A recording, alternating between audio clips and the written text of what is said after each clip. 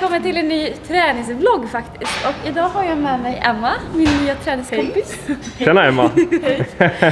Emma har också en dotter som fyller 1 på söndag faktiskt. Ja. Vad heter hon? Elvira. Elvira fyller 1. Nej, men så att jag tänkte att ni ska hänga med på lite träning. Och det vore dumt att kalla det för gravidträning. För att jag kör på lite som jag... Som vanligt. Så, ja. Och, som kanske inte är riktigt gravidträning. Nej, men det jag vill visa är att var inte rädd att träna och lyssna på kroppen. Känns det bra så kör på. Men alltid vara försiktig såklart. Så här tränar jag och idag ska vi köra ben. Men sen kommer du anpassa dig lite också, för du kör med båda benen när jag kör med ett ben. Exakt. Och det är en liten skillnad. Precis. Man får känna. Exakt. Förra graviditeten då var jag lite mer försiktig faktiskt med enbensövningar. Den här graviditeten har jag ändå så här vågat prova. Vi har ju kört första gång. Vi kommer köra det idag också. Och det har känts bra. Så att jag tänker att så länge det känns bra och jag kommer inte maxa vikten utan vi kommer snarare köra en variant på utfallsgången. Vi pumpar istället för att få bättre kontakt och så blir det jobbigare på det viset. Så man kan tilta övningarna så det blir mer säker eller vad man ska kalla det. Så att, men det här blir kul. Är du taggad? Jag är taggad. Ja, då kör vi! Så, första övning kör vi benpress och i en gungvariant. Jag vet helt ärligt inte vad den heter, den här maskinen. Men ni kommer se skillnaden. För de flesta vet ju hur en vanlig benpress ser ut. Den här, liksom, jag tycker att den är bra för man kan gå ut. Så börjar lätt. Och jag kör ju 2 ben nu. Emma kommer köra 1 ben. Och det som är fördelen med magen och det är att jag kan stå lite bredare med benen när jag kör 2 ben. Så jag kommer emellan liksom här och kommer mycket djupare.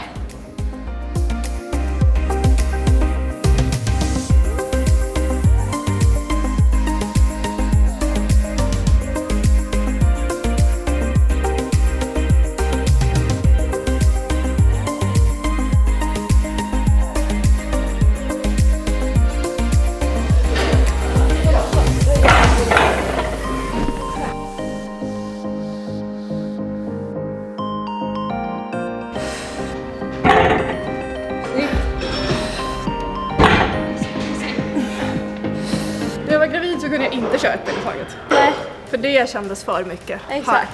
Från vecka 20 så började det. exakt. Och det var liksom därifrån jag började känna okej, men nu måste jag börja vara försiktig. Men jag är också så här, det har känts bra hittills. Så jag kör nog inte lika tungt som jag kanske skulle gjort innan. Men än så länge så känns det bra. Så att även där... För du verkar inte känna någonting i fogarna. Nej, jag inte har så. förstått. Nej. Det är så... Det var det jag tyckte var behagligt just i ljumsk. Alltså vid utfall och enben så var det något som gjorde ont. konstigt tryck som inte kändes bra. Och då blev det. Och jag kunde inte gå lika djupt heller. Just Så, men det. det får man ju känna efter. Exakt. Från sin person. Och inget är rätt eller fel.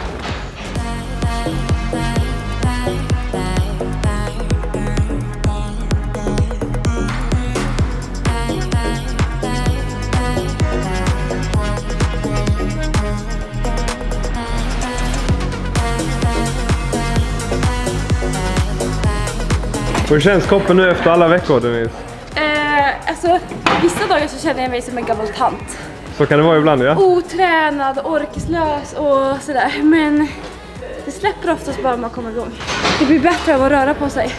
Även om man bara är hemma. Sitter man ner en hel dag så blir man segare också. Så att, och dagar jag håller igång så då glömmer jag bort det. Ja. Hur många reps går vi mot? Det blir 6 på varje tror jag. Så Let's vi kan ju go. sikta högre. Ja.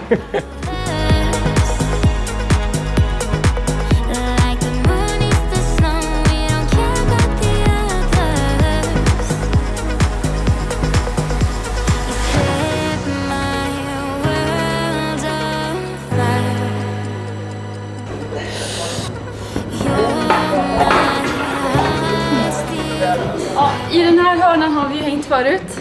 Som ni kanske har sett. Det har varit allt ifrån smittböj till kickbacks. Linus har varit här också.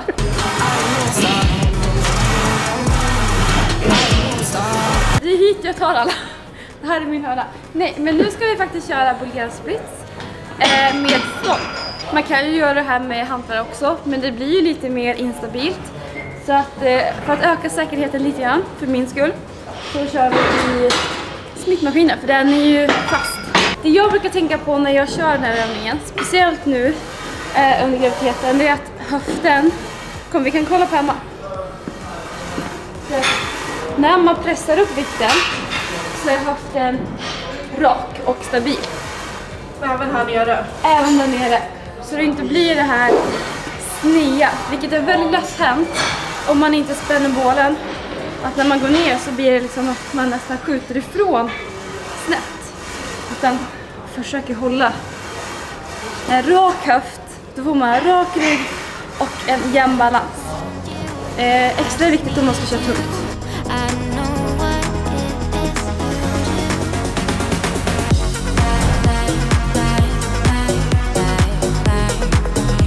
Det här är också en övning som jag fick sluta med i vecka 20. Då kändes det väldigt tydligt på ett benpass. Exakt. Och jag är i tillfället vecka 25. Jag vet inte när det här kommer släppas, men just nu är jag i alla fall i vecka 25. Än så länge så känns det bra för mig och än en gång lyssna på kroppen bara.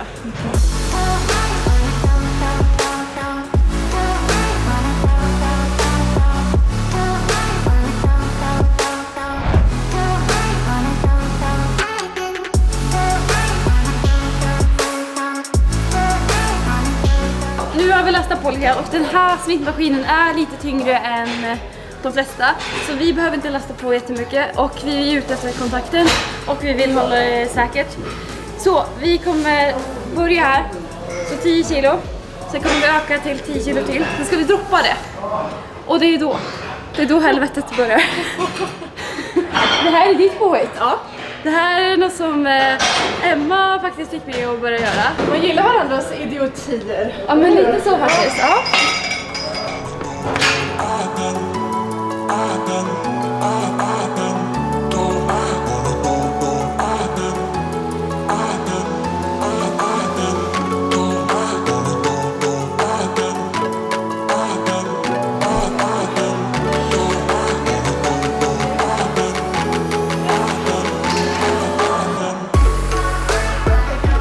Tredje övningen, det blir utfallsgång med pump. Vi kommer pumpa på varje steg. Så pumpar vi 2 gånger. 1, 2. Trycker oss uppåt och så går vi vidare. Tills vi är framme i mål. För jag har stelopererat min bröstrygg. Och då tycker jag att det tar mycket bättre att köra ett ben i taget. Jag blir alltid lite sned när jag kör 2 ben samtidigt. Så om jag kör ett ben i taget så vet jag att varje ben får jobba precis lika mycket. Och därför gillar jag Emils övningar mest. Och Denise har ju en förkärlek till 2-bensövningar. Så då har hon fått introducera mer sånt till mig. Men så här, mitt tålamod är ju typ så här. Så 2 ben, det blir ju hälften så lång tid, men dubbelt så effektivt. Så blir det som roligt dubbelt så lång tid om man kör ett ben i taget, eller hur? För benpass är ju det bästa. Ja, det är faktiskt sant. Nej, men å andra sidan så bränner det ju oerhört mycket mer enbensövningar. Det blir så isolerande. Så att det är varken fördel eller nackdel, utan en kombination av båda är det bästa. Sen har man ju oftast ett ben som är starkare än det andra också. Så är det. Och då får man jobba lika mycket på båda benen. Exakt.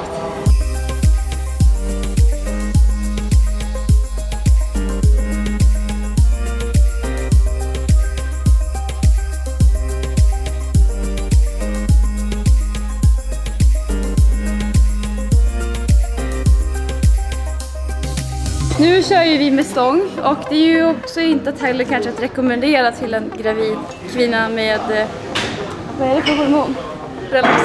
Relaxin som sprudlar i kroppen. Men känner man kontroll så jag kör på, som sagt. Men det är väl inget man skulle säga, det här ska du göra. Men relaxinet är det som luckrar upp så det blir stabil. Så då är 2-bensövningar egentligen bättre. Exakt. Lite tips här då, när man kör utfallsgång, det är att dels håll höften rak, precis som i bulgarian split som vi precis körde. Men också så kan man gå lite bredare så får man bättre balans. Så att försök att gå lite zigzag, lite brett liksom, så. Och gärna pausa med foten mellan. Så man hittar balansen, så tar man nya. Varje steg är en ny repetition. Typ så man verkligen tar steg för steg. För att det misstaget som jag gjorde när jag började gå utfallsgång, det var att jag så här, jag ska ditåt. Så jag gick. Men jag tappade balansen också. På tal om mitt dåliga tålamod.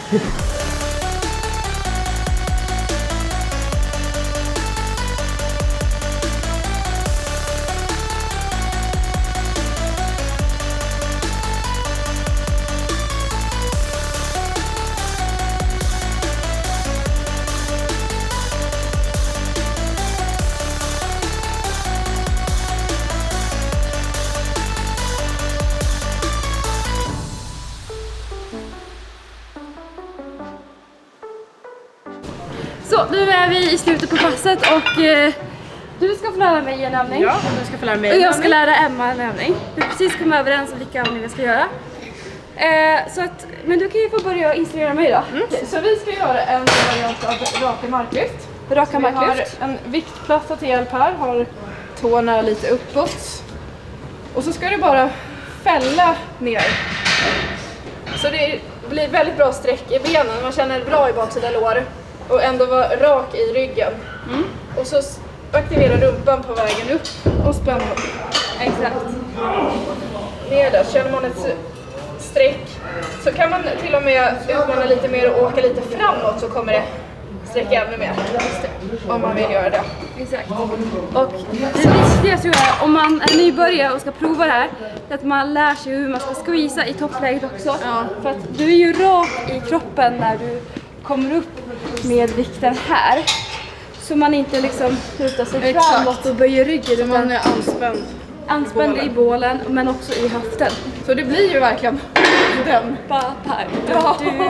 Man ska ner som en fällkniv. Vad kallas det? Okej, men då provar jag då. Ja.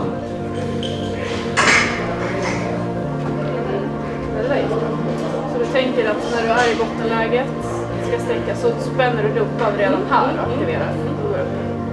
Precis, jättebra. Känns det bra i baksidan? Så det här är ju verkligen, det känns som en stretch i baksidan när man gör den. Man måste kontrollera kroppen. Och det brukar ge rätt bra träningsvärk dagen efter. Kul med lite nytt. Den här övningen såg ni ju Linus köra också. Det här är en av hans favoritövningar och efter vi hade det passet så började han faktiskt köra på mitt sätt också. Så det känns bra. Han gick från att köra så här.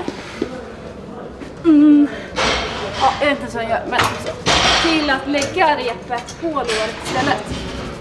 Och jobba med höften bara. Så. Spänner bålen, trycker fram höften. Lite framåtlutad. Och så går jag bak med höften. I prioritet. Och squeezar. Så att överkroppen ska ju inte göra jobbet utan det är höften egentligen. Så att det är viktigt att man har prioritet på höften. Och låter överkroppen bara få följa med. Och sen squeezar.